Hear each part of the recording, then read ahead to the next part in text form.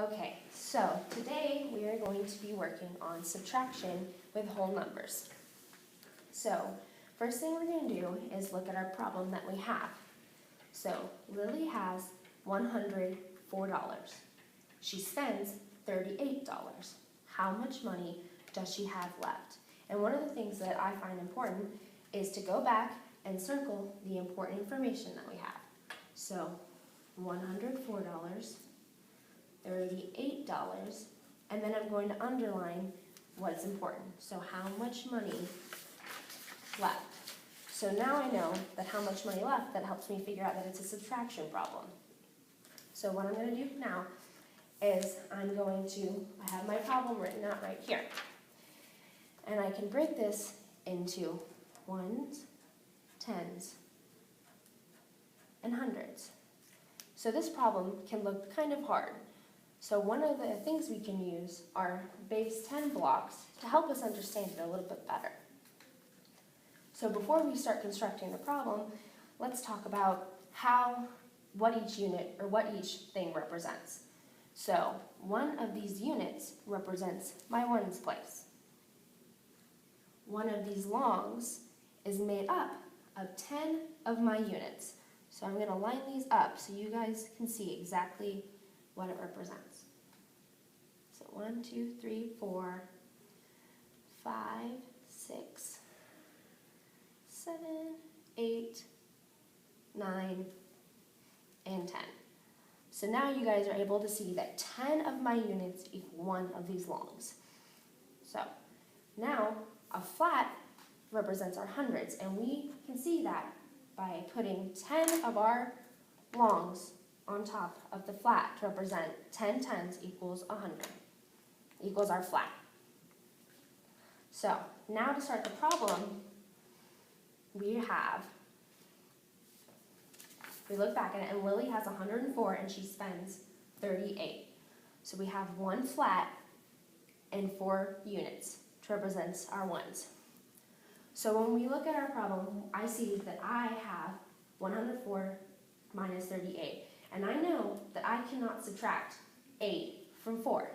So I look at my tens and I see that there is a 0. And I know that I cannot regroup with a 0. So next I move on to my hundreds. And I have a flat. So I can regroup my 100 into 10 tens. So 1, 2, 3, 4, 5, 6, 7, 8, 9, 10. So I have 10 tens now after I regrouped my flat. So now I look back at my ones, and I still see that I only have 4 ones, and I cannot subtract 8 from 4. But what I can do is regroup one of my longs into 10 units. Because like I said earlier, one of these equals 10 units. So 1, 2, 3, 4, 5, 6, 7, 8, 9, 10. So now that we have them matched up, I can regroup one of my longs.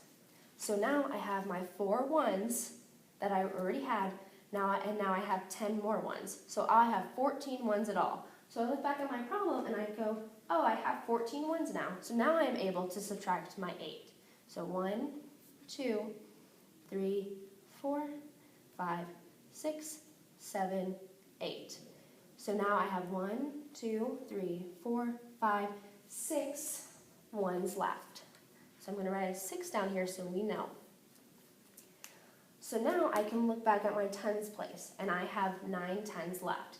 So if I look back at my problem, I see that there is a 3 in my tens place, and I know that 3 equals 3 of these longs, or 30 units. So I can subtract 3 longs. So 1, 2, 3.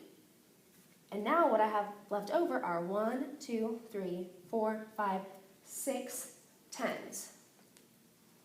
So after Lily spends her $38, she has $66 remaining.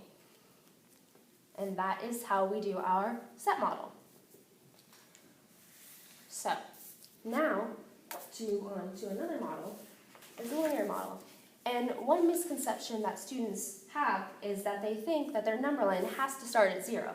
But as you can see, I start at 50. So when we're doing this, we look at our problem again.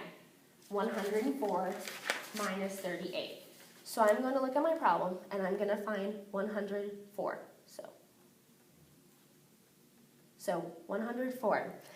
And I can look at 38, and I know that this 8 can be broken down to 4 plus 4. So we're going to make this into a friendlier number. So I'm going to subtract 4 equal spaces. And each jump that I make is representative of one equal jump. So that's minus 1, minus 1, minus 1, and minus 1. So I have subtracted 4, and I got to 100. And this just makes it easier for us to subtract the remaining. So I look back at my tens place, and I see that there's a 3. So that is 30. So I'm going to do 3 equal jumps of 10 spaces. So this is one jump, and this is minus 10. This is another jump, and this is another subtraction of 10. This is another jump, and this is another subtraction of 10. So I've moved 4, 3 jumps of 10. So now I look back, and I've done 4 in my 1. So I know I have 4 spaces to jump, or 4 more spaces to subtract. So 1, 2, 3, 4. And so I'm at 66. So if I wanted to go back and check, I know I have 4, and then 3 jumps of 10 is 34, and then 4 more is 38. And that is how I would represent my linear model. So if we look back, after she spends her $104, or after she spends her $38, she is left with $66, just like in the problem above.